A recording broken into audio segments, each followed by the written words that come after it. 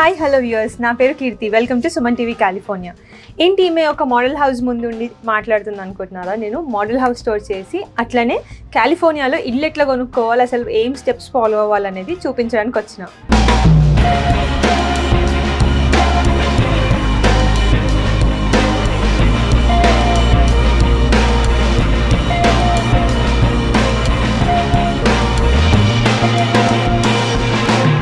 మనం ఇక్కడ ఈ ఇంట్లో మెయిన్ డోర్ నుంచి రాగానే ఇక్కడ హాల్ ఉంది, సీటింగ్ ఏరియా ఇదంతా కూడా.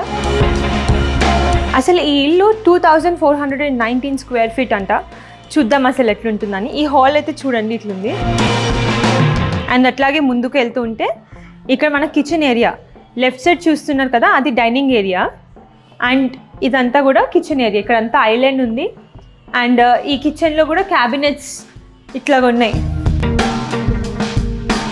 ఫస్ట్ టైం హోమ్ బయర్స్ అయితే తెలిసి ఉంటుంది, లైక్ మనము ఇవి చేంజ్ చేసుకోవచ్చు. ఈ కలర్ అనే కాదు, క్యాబినెట్స్ ఈ కలర్ అనే కాదు, ఐలాండ్ చేంజ్ చేసుకోవచ్చు. అండ్ ఇదంతా కూడా మనకి stove area, stove, microwave, oven అన్నీ కూడా ఇక్కడ ఉన్నాయి. అండ్ ఇవంతా కూడా మనకి ఇంటి ప్రైస్లోనే ఇంక్లూడ్ చేసి ఉంటారు అనమాట. బిల్డర్స్ మనకి ఇవన్నీ కూడా ఇస్తారు, లైక్ మైక్రోవేవ్ కానీ, స్టవ్ కానీ, అవెన్ కానీ, ఫ్రిడ్జ్ కానీ, ఇట్లాంటివన్నీ కూడా కొన్నిసార్లు ఇంక్లూడ్ అయి ఉంటుంది. కొన్ని సినారియోస్లో మనం కూడా కొనుక్కోవాల్సి వస్తుంది.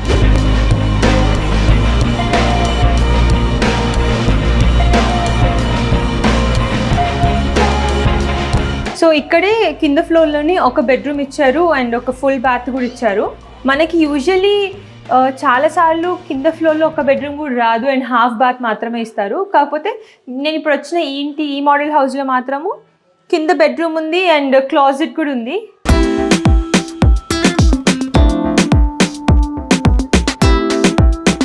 సో ఇక్కడ చూస్తే మీరు ఈ బెడ్రూమ్లో కార్పెట్ వేసి ఉంది అండ్ బయట అంతా చూస్తే కూడా కార్పెట్ లేదు, ఫ్లోర్ ఉంది. సో మనకి కార్పెట్ వద్దు, ఫ్లోరే కావాలనుకుంటే మనం దాన్ని అట్లా అప్గ్రేడ్ కూడా చేసుకోవచ్చు. లైక్ ఓన్లీ ఫ్లోర్ టైల్స్ మాత్రమే కావాలి అన్నట్టు అప్గ్రేడ్ చేసుకోవచ్చు. మనకి గరాజ్ కూడా ఇక్కడే ఉందన్నమాట. గరాజ్ ఓపెన్ చేసి చూస్తే నేను వచ్చిన ఈ మోడల్ హౌస్కి 3 కార్ గరాజ్ ఉంది. సో కొన్నిసార్లు గరాజ్ జస్ట్ 2 కార్ గరాజ్ ఉంటుంది, కొన్నిసార్లు ట్యాండమ్ గరాజ్ ఉంటుంది, ఒక కార్ వెనకాల ఇంకో కార్ పెట్టుకున్నట్టు. ఇదేమో 3 కార్ గరాజ్ అనమాట.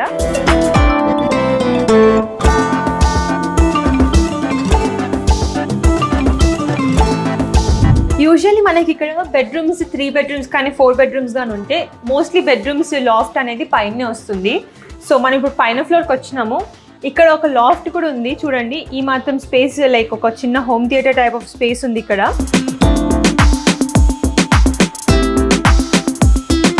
సో బేసిక్గా లాఫ్ట్ని మనం ఏం చేస్తామంటే ఒక చిన్న హోమ్ థియేటర్ లాగా కానీ, ఒక పూజ గదిలాగా కానీ, లేకపోతే కిడ్స్ ప్లేయింగ్ ఏరియా లాగా కానీ మనం లాఫ్ట్ని అనేది యూజ్ చేస్తూ ఉంటాము.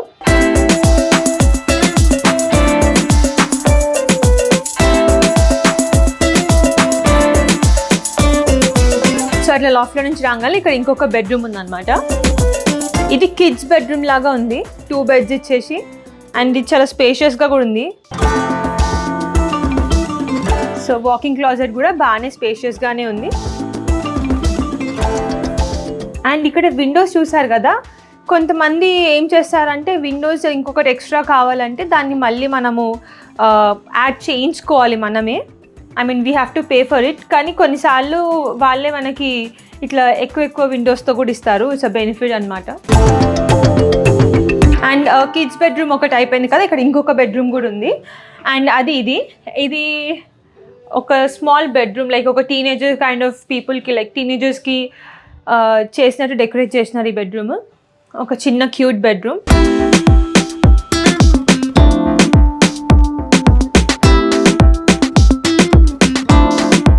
అండ్ దీనికి బ్యాక్ యార్డ్ కనిపించేలాగా ఈ రూమ్లోకి ఒక విండో కూడా ఇచ్చినారు.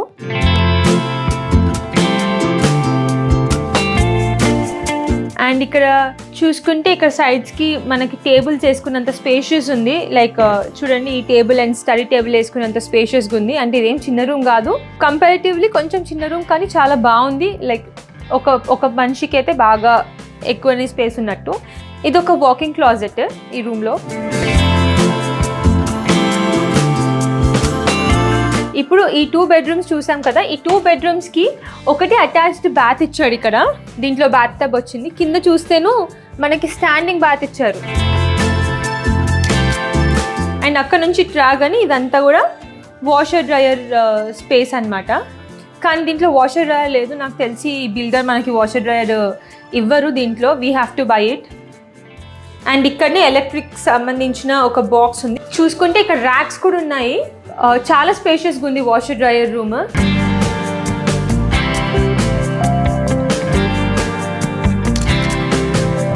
మాస్టర్ బెడ్రూమ్ ఇంట్లో అన్నిటికన్నా పెద్దగా ఉంటుంది, మిగతావన్నీ చిల్డ్రన్ వాళ్ళ పిల్లలు ఉండడానికి, ఇదేమో పేరెంట్స్ ఉండడానికి బెడ్రూమ్ అనమాట. సో కొంచెం స్పేషియస్గా ఉంటుంది. అండ్ ఎంత స్పేషియస్గా ఉందంటే చూడండి, ఒక కింగ్ సైజ్ బెడ్ పక్కన కూడా 2 ఆర్గనైజర్స్ ఇచ్చాడు. అండ్ ఇదంతా కూడా లైక్ ఒక చిన్న కౌచ్ వేసుకునేంత స్పేస్ ఉంది. అండ్ ఒక డ్రెస్సర్ ఇచ్చాడు ఇక్కడ. స్టిల్ ఈ రూమ్ అంతా కొంచెం స్పేషియస్గానే ఉంది. అండ్ కాలిఫోర్నియాలో మనకి చూస్తే ఇల్లులు కొంచెం చిన్నగానే ఉంటాయి, అంటే ఎక్కువ ల్యాండ్ ఉండదు కాబట్టి. అండ్ మోస్ట్లీ మనము మాస్టర్ బెడ్రూమ్స్ అనేవి ఈ మాత్రం సైజులోనే ఉంటూ ఉంటాయి యూజువల్లీ. మాస్టర్ బెడ్రూమ్కి ఒక మాస్టర్ బాత్రూమ్ కూడా ఉంటుంది. సో ఇక్కడ చూస్తే ఇది హిస్ అండ్ హర్స్ అన్నట్టు. ఇది హిస్ క్లాజెట్, ఇది జస్ట్ వాళ్ళ ఒక మేల్ పర్సన్ క్లాజెట్ అనమాట ఇది. సో అది ఆయన స్పేషియస్గా ఉంది. అండ్ ఇది ఫీమేల్ క్లాజెట్. లోపలికి వచ్చి ఒకసారి చూస్తే ఇంత స్పేస్ ఉందన్నమాట. సో చాలా ఈజీగా ఎన్ని బట్టలు అంటే అన్ని బట్టలు దీంట్లో మనము చేయొచ్చు. లైక్ హ్యాంగర్స్ కూడా చాలా ఉన్నాయి, స్టోరేజ్కి కూడా బాగా ఇచ్చారు. శారీస్ అవంతా కూడా చాలా నీట్గా ఆర్గనైజ్ చేసుకునేంత స్పేస్ ఉంది దీంట్లో. సో మెన్ అండ్ ఉమెన్కి సపరేట్గా ఇచ్చారు కాబట్టి చాలా ఈజీగా కూడా ఉంటుంది లైక్ టు ఫైండ్ క్లోత్స్. ఇది స్టాండింగ్ టాయిలెట్ అండ్ ఇదంతా కూడా పెద్ద మిర్రర్ ఇచ్చారు సపరేట్గా ఇవ్వకుండా. అండ్ ఇక్కడ ఒక టాయిలెట్ ఉంది. ఈ ఇంట్లో ఏంటంటే పైన ఫ్లోర్కి ఒక థర్మోస్టాట్, కింద ఇంకొక థర్మోస్టాట్ ఇచ్చారనమాట. ఇక్కడే మనము ఈ ఫ్లోర్కి సరిపడే ఏసీ కానీ హీటర్ కానీ మనం దీంట్లో ఆపరేట్ చేసుకోవచ్చు. అండ్ మనం వేరే అప్లికేషన్స్ త్రూ కూడా మన ఫోన్ నుంచి కూడా ఆపరేట్ చేసుకోవచ్చు. సో ఇది ఇక్కడ ఉంది. ఇల్లు కట్టడం అనేది మన అందరి కళ, మనకి లైఫ్లో అదొక పెద్ద విషయం. అందులోనూ మనలో కొంతమందికి డ్రీమ్ హౌస్ బిల్డ్ చేసుకోవడం అనేది వాళ్ళ జీవిత ఆశంగా ఫీల్ అవుతూ ఉంటారు.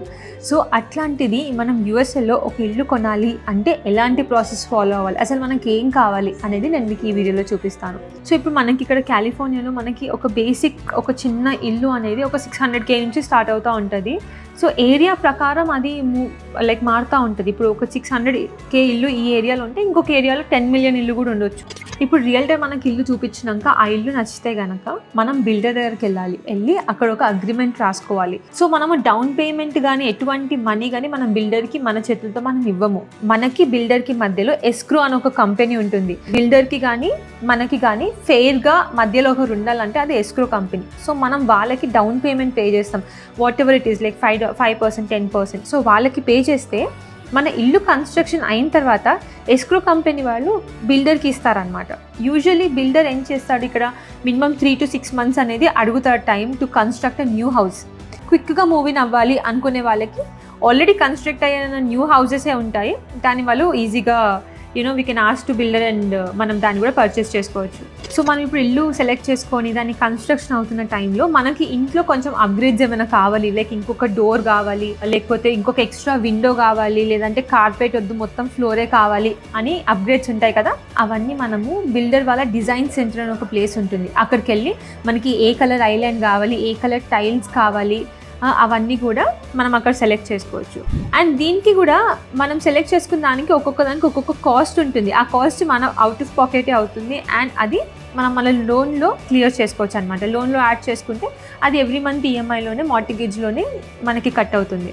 సో మనకి కన్స్ట్రక్షన్ అవుతున్న టైంలో మనం మల్టిపుల్ టైమ్స్ విజిట్ చేసుకోవచ్చు మన ఇంటిని.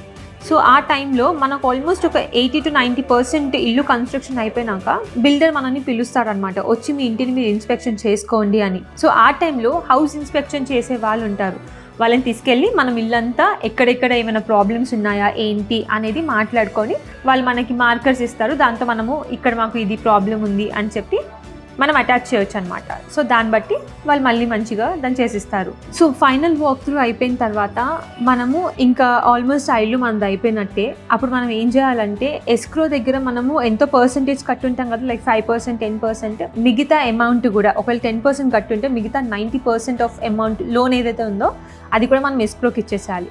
వాళ్ళు ఏం చేస్తారు, దాన్ని తీసుకెళ్ళి బిల్డర్కి ఇస్తారు. సో అట్లా మనకి మొత్తం అంతా క్లోజింగ్ కాస్ట్స్ అవన్నీ అయిపోయి ఆ ఇల్లు మన చేతికి అనేది వచ్చేస్తుంది. ఇప్పుడు క్లోజింగ్ కాస్ట్ అని అనుకున్నాం కదా, క్లోజింగ్ కాస్ట్ కిందకి ఏమేమి వస్తాయంటే మనకి ఎస్క్రో అని ఒక అతను మిడిల్లో ఉన్నాడా, అతనికి కట్టాల్సిన ఫీజు, అండ్ కాలిఫోర్నియాలో ప్రాపర్టీ ట్యాక్స్ 1%. సో ఆ 1% ట్యాక్స్ మనం ప్రతి సంవత్సరం కడుతూ ఉండాలి. ఇంకొకటి టైటిల్ ఫీ, ఆ ఇల్లుని మన పేరు మీద రాస్తున్నారు కాబట్టి దానికి ఒక ఫీ. సో ఇవన్నీ కూడా మనం క్లోజింగ్ కాస్ట్ కిందకి కన్సిడర్ చేసుకోవచ్చు. ఒక basic house in California minimum ఒక 600K నుంచి స్టార్ట్ అవుతుంది, goes up to some millions. So it's all ఒక ఏరియా ప్రకారం మనం పే చేయాల్సి వస్తుంది. ఒక ఏరియాలో 600K ఉంటే ఇంకొక ఏరియాలో 10 million కూడా ఉండొచ్చు. చూసారు కదండి ఈ వీడియో, ఎంతో కొంతమంది కన్నా ఇది హెల్ప్ అవుతుంది అనుకుంటున్నాను. మెయిన్గా ఫస్ట్ టైం హోమ్ బయర్స్కి కొంచెం ఇన్ఫర్మేషన్ అని ఇచ్చుంటాం అనుకుంటున్నాను. సో ఇట్లాంటి ఇంకా మంచి ఇన్ఫర్మేషనల్ వీడియోస్ కోసం please subscribe to Suman TV.